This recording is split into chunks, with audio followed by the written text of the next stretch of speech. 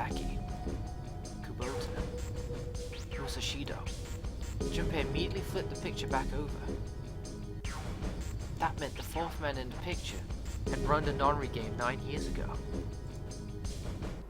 Only Hongao had not been mentioned on the back, which Junpei felt meant he had written those words himself. But what surprised Junpei was not his revelation, but the fact that it felt like nothing like a revelation. It felt obvious that their true identities did not come as a surprise. Was what Junpei found most surprising. Why then? Why wasn't he surprised? Psychic Link! We've already been through doing all this, man. We've done this before. Junpei had just discovered that Ace had run the Nonri project, but he felt no spark of excitement or surprise. Perhaps subconsciously he already knew he did. Nothing. It was almost as if he already known. Ha ha ha. Ah, of course. I understand now. Junpei looked over at Snake in his own confusion. He had missed a dark look on the other man's face. Ace was the CEO of Cradle Pharmaceutical. He was the one who invented the game 9 years ago. He was Hongao. Ace is Hongao? Even as he asked, Junpei felt as though he already known. It was as if someone had whispered into his head that yes, of course Ace was Hongao. I had my suspicions from the beginning. Their voices were familiar, too familiar to be a coincidence.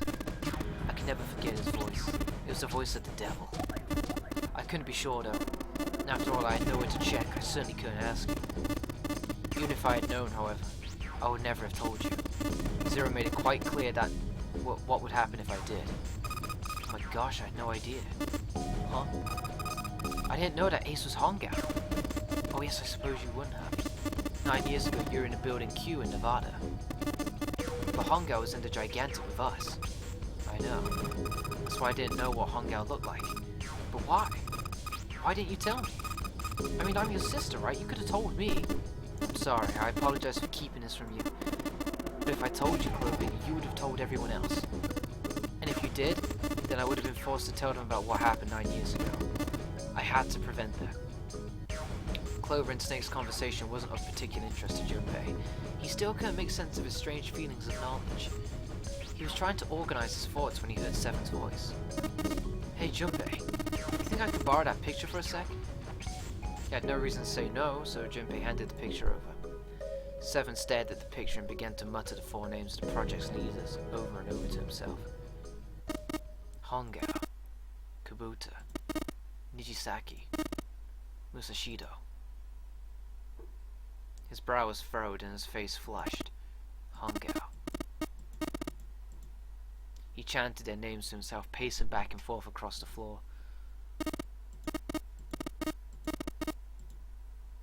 Seven shouldn't have known their names. After all, he hadn't been where Junpei and Snake had been, as spoken of them in the library. But as Junpei watched him pace, it was clear that he did know them. Hey Seven, do you? Shut it! Just be quiet! His eyes were red and Junpei could see sweat beginning to bead on his forehead. I'm this close to remembering. This close. He was sweating heavily now, but his lips were dry.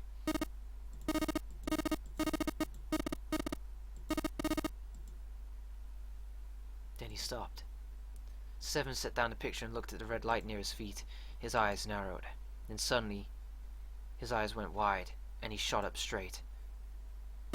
Shit. What? What's wrong? Holy shit, this is nuts. What's nuts? I remember. Remember what? Everything. Everything? Yeah. I remember all of it. My memory's back. I remember what happened before I got snatched. Seven's voice was filled with excitement. Shock and excitement had frozen Junpei in place, along with Snake and Clover. Let me tell you what happened. Seven hastily drew a shaking hand across his mouth and began to speak. Like Snake said, Ace is Hongao. From the right, the other 3 are Musashido, Nijisaki, and Kubota. Musashido was the man with the cash. Nijisaki was Hongao's right man, and Kubota developed the actual technical details of the experiments. Realization began to dawn on Junpei along with a pressing question. How'd you know all this? Come on, man, I told you, I finally got my memory back. No, it's not what I mean. I'm trying to ask you why you knew all this stuff in the first place before you forgot it. Seven rubbed the scar on his chin. You really want to know? Of course. Me too. Snake was the only one who didn't voice any sort of agreement. It looked to Jumpy as if he was simply waiting to see where Seven's sudden recovery might take him. This is gonna take a while. Hell, it'll probably take me a good 3 days to tell you everything. Well, we don't have 3 days. Just give us the short version, alright? Short version, huh? The big man pulled off his hat and scratched his head. He made a face and put his hat back on. Alright, fine. I'll give it a shot. No promises, though. Jumpy and Clover nodded earnestly. Seven was a lone wolf detective who valued his own code over rules, doing what was right over doing what you were told. That was why, on that fateful day, he'd gone with his gut, and he'd gone to the wharf at night on a slim lead. It was 9 years ago. The wharf had been dark and cold and foreboding. At the time, he'd been investigating a spate of kidnappings, all of them children. They'd all had one thing in common, a history of visits to one particular hospital. The hospital had been under the management of Cradle Pharmaceutical, and Seven's investigation had turned up evidence that Cradle had been involved in the kidnappings. After a little persuasion, he managed to finally get a real lead from someone inside Cradle Pharmaceutical. They told him that that night, a ship was set to take the children from where they were being held at a large passenger liner docked offshore. Seven had of course gone to the wharf. Hidden in the shadows, he searched the harbor until at last he found the ship he was looking for. Whoa, dude! There was a number of human shapes moving near the ship. They were men in black suits, many of them carrying large bags. The bags, there was something about the way they moved as they were carried. There could be no mistake, there were human beings in those bags. He had moved before he'd even realized he was going to. Out of the shadows he came, his gun already in hand. He heard the words, "Don't move," but they weren't his. He felt metal touch the back of his head. "Drop your gun," came from the cold voice up behind him. "I could kill you right now. It would mean nothing at all. I need only tie an anchor to your feet, and I doubt anyone will see you for perhaps a week or so. Is that what you'd like? The fish here will be thankful for the meal." The words, he felt the cold metal thing behind him press against his skull. Slowly, Seven crouched down and laid his gun on the ground.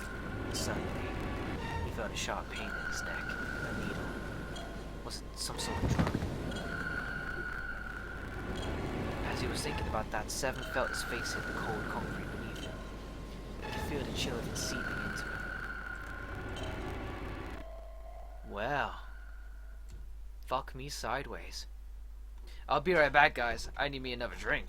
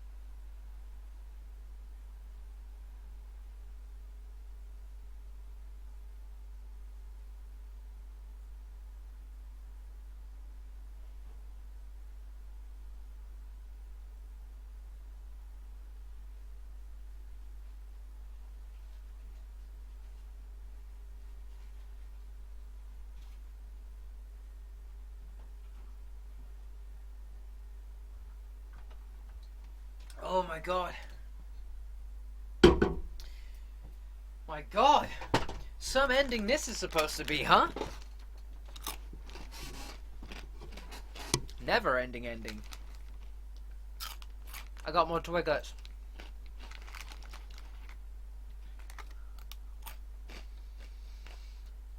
Oh man. So Seven was a detective. And he got bonked and injected with something.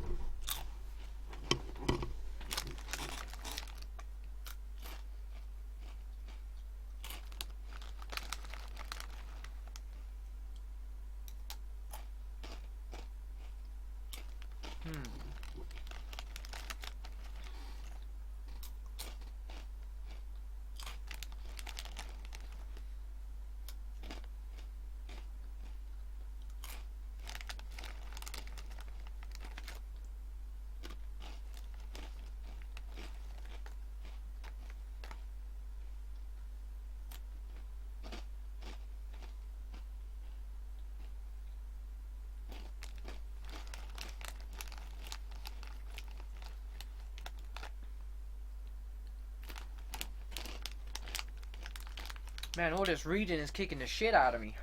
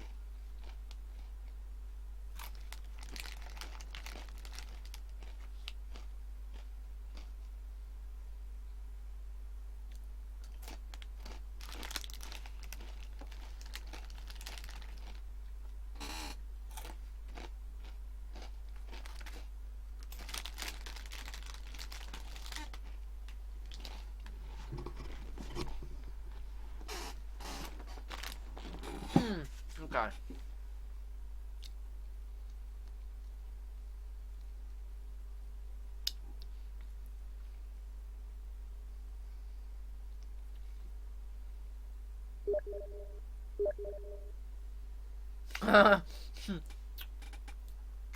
I'm really hungry, man. I'm so hungry. After this, there's like some lasagna in the fridge. I've every time I've gone down to get a drink, I've been like wanting to just tear it up. So man, I'm like, I won't tear some lasagna, you know what I'm talking about? And it's like, man, I got fucking novels to be reading, so no. Alright, let's get back into it. Ugh, damn it. Shit, my head hurts. Seven woke to find himself lying on a hard floor. He twisted his neck to peer around the room. Where am I? There was a small shabby bed and a dirty sink. A toilet with no stall or privacy of any sort. As a cop, it was a place Seven had seen all too often. I'm in a cell, huh? Opposite the toilet was a door inside into the wall. Seven struggled to his feet and hobbled toward it. He gave the door a good shove, then another, then tried pulling it.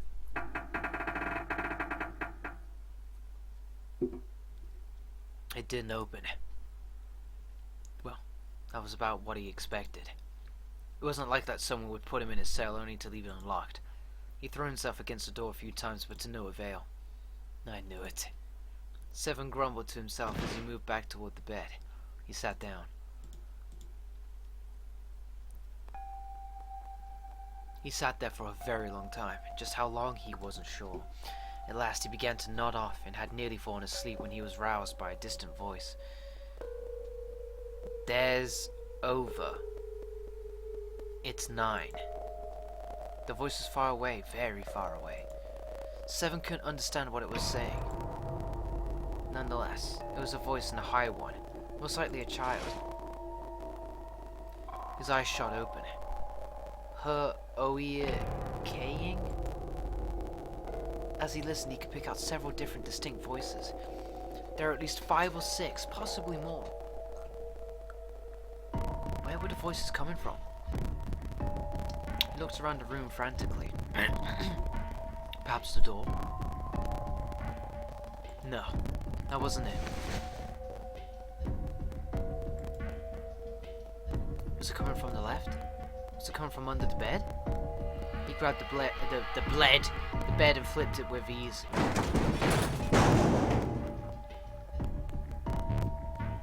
There it was. There was a hole for ventilation in the wall where the bed had been, covered with a metal grate. 7 lay down on his stomach and peered through the grate. He couldn't see anything, it was too dark. Now that he found it, however, there could be no doubt. This was the source of the voices. For a moment he was confused. Why were there children nearby? Then he remembered what the man from Cradle Pharmaceutical had told him. How his ship would take the kidnapped children from the wharf to a weighted passenger liner out in the ocean. Was 7 on the passenger liner? It didn't matter. What mattered was that he had to find a way to the children. 7 looked at the metal grate. Could he fit through the hole? Yeah, right. He stuck his fingers through the grate and grabbed hold of it.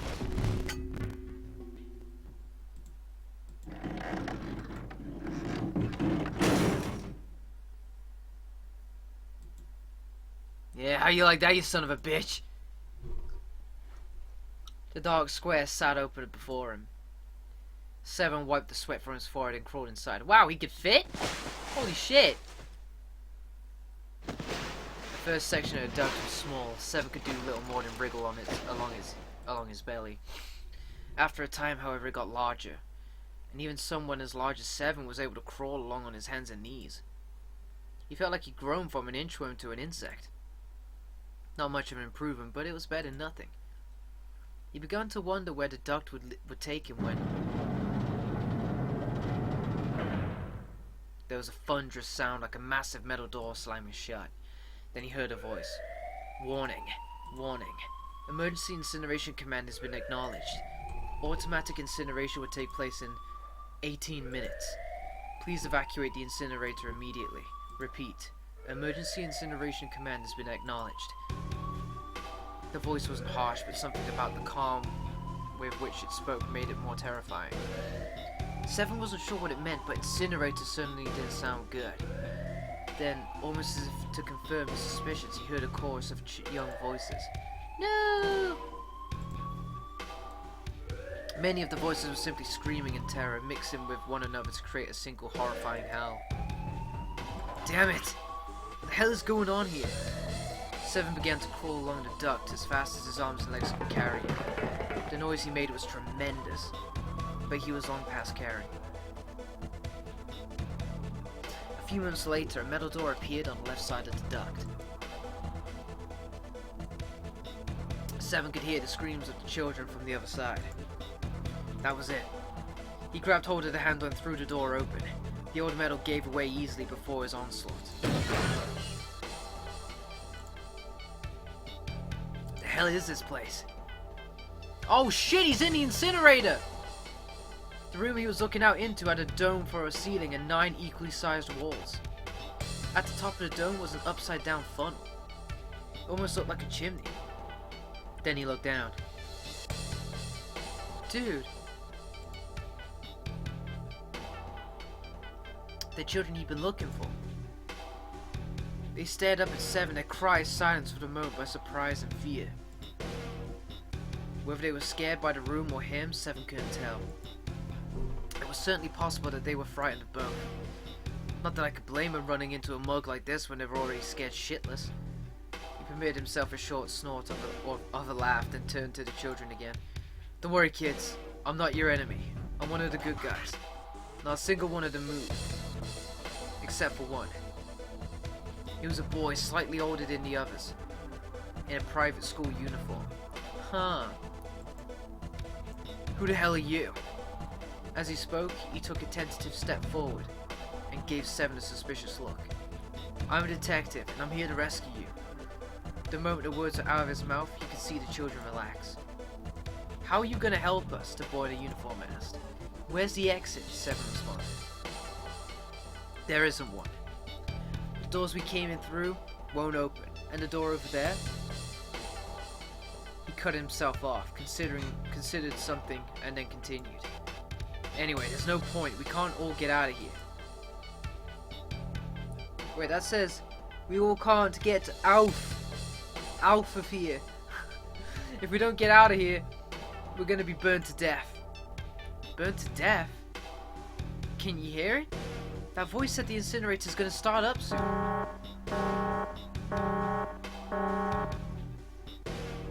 The voice spoke again. 15 minutes. Seven looked back down at the children. It was a good 20 or 30 feet to the floor. There was no way he could pull the children up. That was when he had an idea. Wait, right here. I'm gonna be right back. What? Where is he going? Are you just gonna leave us here? Seven did his best to smile when he felt what he felt was a reassuring smile. Don't worry, alright, I'll be right back. I promise. So just stay calm and wait right here. He didn't wait to hear them respond. There wasn't time. He ran as fast as he could down on his hands and knees. Before long, he was back in his cell. He was back where he had started, but he had a plan. There was something there that he needed. As soon as he was finished, he drove back into the duck and took forward toward the incinerator. Sorry to keep you waiting, guys. Leaning out the door in the duct, Seven lowered the rope he brought into the room from the incinerator. Back in his cell, he tore the bed sheets into strips and tied them together to make a rope. Like Seven himself, it wasn't very attractive, but it got the job done. Alright, just tie that around yourself, okay? I'll pull you up one at a time. Wait a sec. That was when he noticed. There were more of you than before. Where'd the rest of you go? The boy in the uniform answered. I let them go on ahead. We opened the number 9 door and they left. What, you're telling me you opened that door? That's what I said. Then what the hell are you doing here? We couldn't go with them. Why not? Look, the only people who can go through the number door.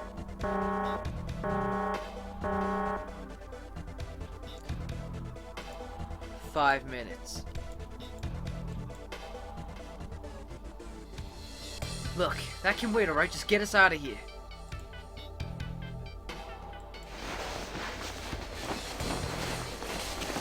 First up was a girl with a ponytail. Next was a girl with a red necktie, followed by a boy in a jacket who said he'd climb up on his own. The last was the boy in the uniform. Like the boy in the jacket, he climbed up the rope himself. He looked scrawny from above, but his looks belied impressive strength. He scaled the rope quickly, but as he was almost to 7, what? They heard the sound of someone knocking. All eyes turned to the door. Cut into it was a thick, square window. On the other side, they could see a furious face. The hell? God damn it, what's going on there? Why is the room empty? The hell are those fucking kids? Uh-oh.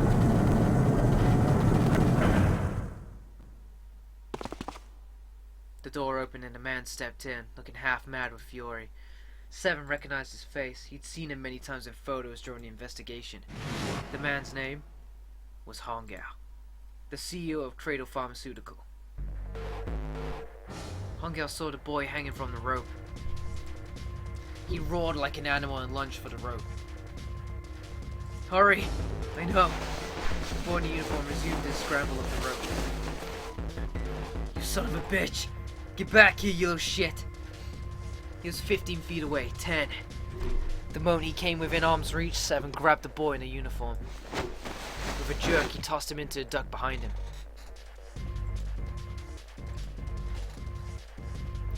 Lost any semblance of control. Yeah, that sounds about right. His face no longer looked human. It was twisted into something terrifying, the visage of a devil. Or a ferocious monster. Seven quickly reeled in his rope, leaving a furious Hongel on the floor of the room, and crawled back into the duct. You fucking bastard! You won't get away with this! How dare you compromise the experiment? What experiment? Seven wondered.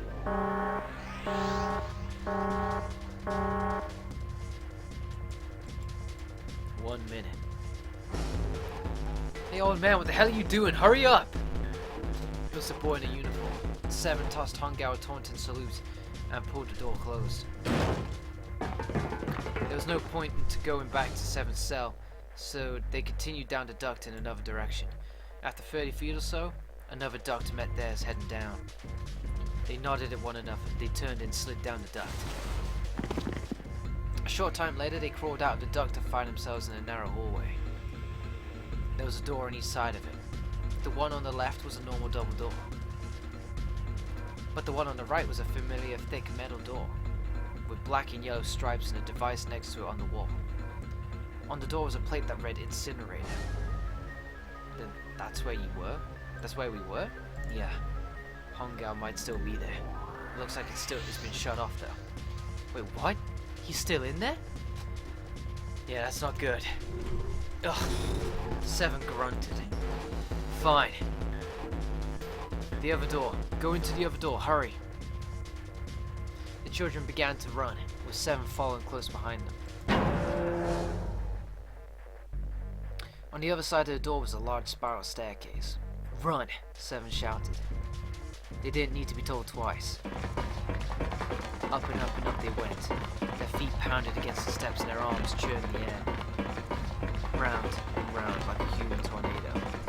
The stairway kept going. They passed a couple of rooms that looked to be dance halls with the boy in the uniform. When the boy in the uniform spoke. Something's up. Akane's not catching up to us. Akane?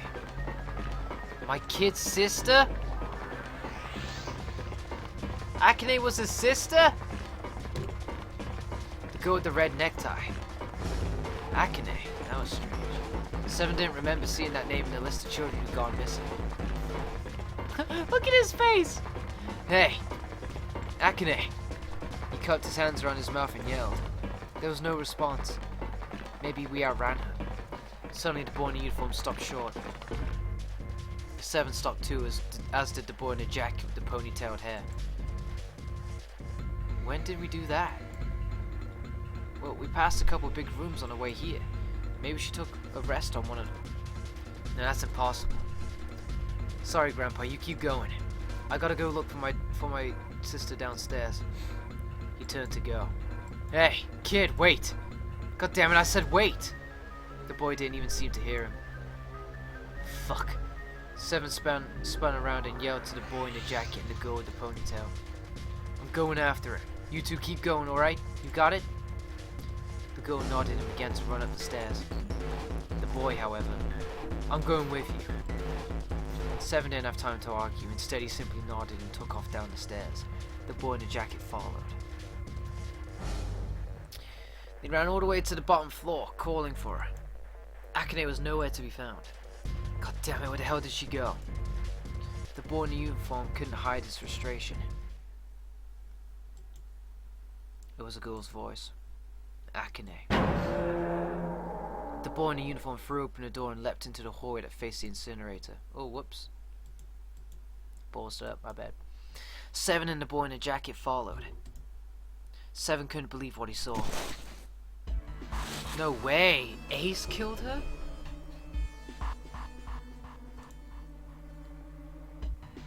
Come on, goddammit, move! No, I don't want to. Let me go. Please let go of me. She had planted her feet squarely on the floor and was doing her best to get away, but Hongao was much larger than she was. She wasn't going to win. Akane, the boy in the uniform, shouted. He roared with anger and charged toward Hongao. You came back! You're too late, idiot.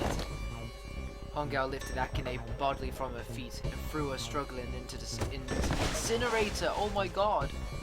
Before Seven or the boy in a uniform could react, Hongao leapt through the door after her. They saw him land inside. And then the door slammed shut, with the finality of a great steel guillotine. The three of them ran to the door. They pulled and strained, trying desperately to get it open. Fuck. It's no use, the goddamn thing won't move an inch. The boy in a uniform cried out and began to slam his fists against the door. He hit it with such force, Seven feared his knuckles would shatter from the impact.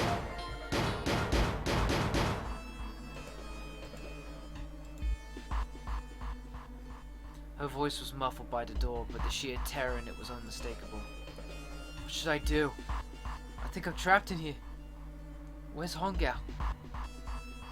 He went out the other door. What?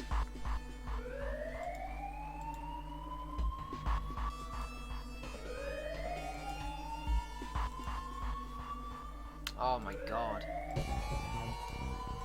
18 minutes. Are you fucking kidding me?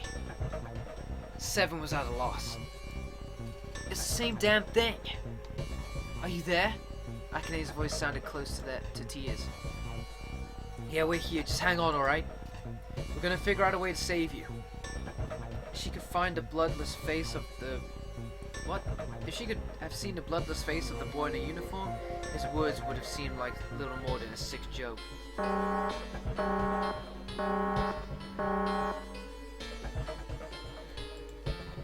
Uh-oh.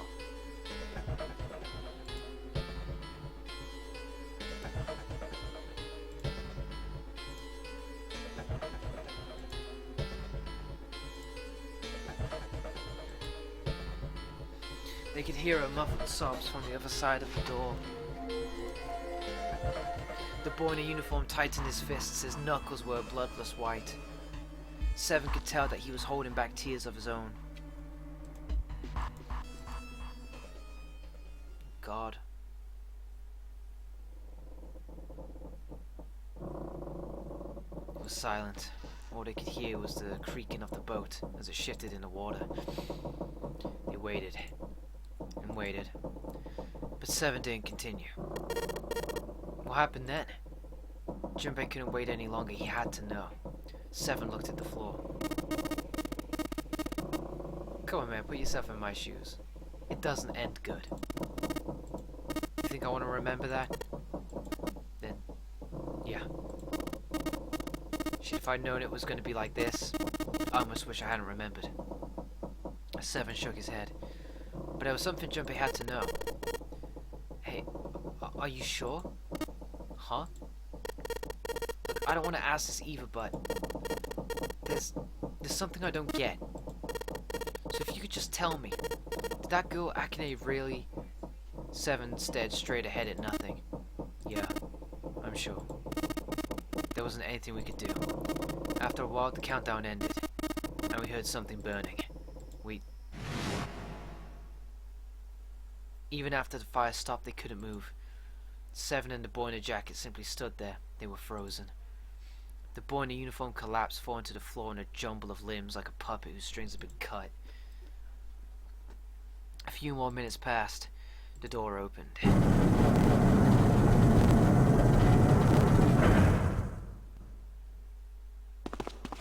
The boy in a uniform ran in, stumbling over his own feet.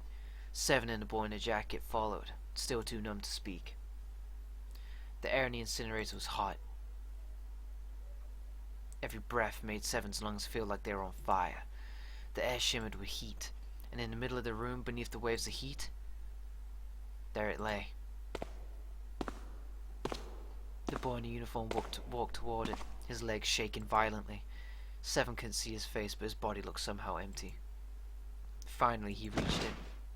The boy collapsed to his knees, his legs no longer able to support him.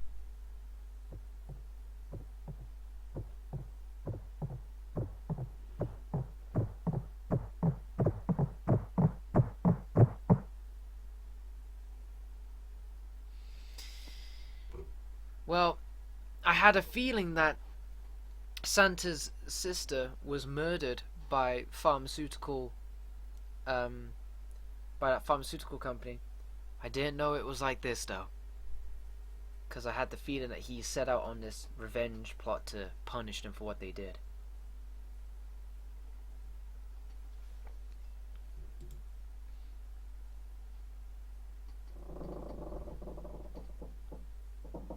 Junpei felt a cold lump in the pit of his stomach. A feeling of sickening anticipation washed over him. He could feel his body shivering. He desperately did not want to know the answer he feared he knew already, but he had to ask. He had to know for sure. Can I ask you one more thing? What? The girl, Akane. What was her last name? What does it matter to you? Just tell me, okay, please? Seven looked at Junpei curiously and ran his tongue quickly over his dry lips. Kurashiki. Her name was Akane Kurashiki. Then who the fuck is June? Something inside of Junpei stopped. He had no more words left. He had no more Junpei left. He was just a shell of flesh and bone. This is... Seven turned to Snake. You were there that day, weren't you? The tall kid in the jacket. That was you, wasn't it? Yes, I was. You were correct, detective. Junpei's mind was blank, withdrawn from the world. Somewhere far away, he could hear Seven and Snakes talking. Don't misunderstand me. I told you before how Zero threatened me. There was nothing I could do. I couldn't say anything about what happened 9 years ago. So you're saying you're not working for Zero, right? Of course not. Clover? What about you? Hey, come on. You really think I'm working with Zero? I told you before, you idiot. I was in Nevada in Building Q. I did hear that a detective rescued the kids on the boat, but I didn't know it was you. The surprise seemed to be genuine. Seven regarded Clover for a moment and rubbed his chin thoughtfully. Huh. Well, I guess I believe you. Clover nodded. Alright, let me ask you another question. He stuck his hands into his pockets and took a few steps. Then he stopped and turned to face them again. Santa's real name is Ai Kurashiki. He's Akane's brother. You know that? No, I didn't. Did you? Well, yes, I know Kurashiki was her brother. But I didn't know he was Santa, at least not from the beginning. 9 years ago, he was in the middle of puberty. His voice is entirely different now.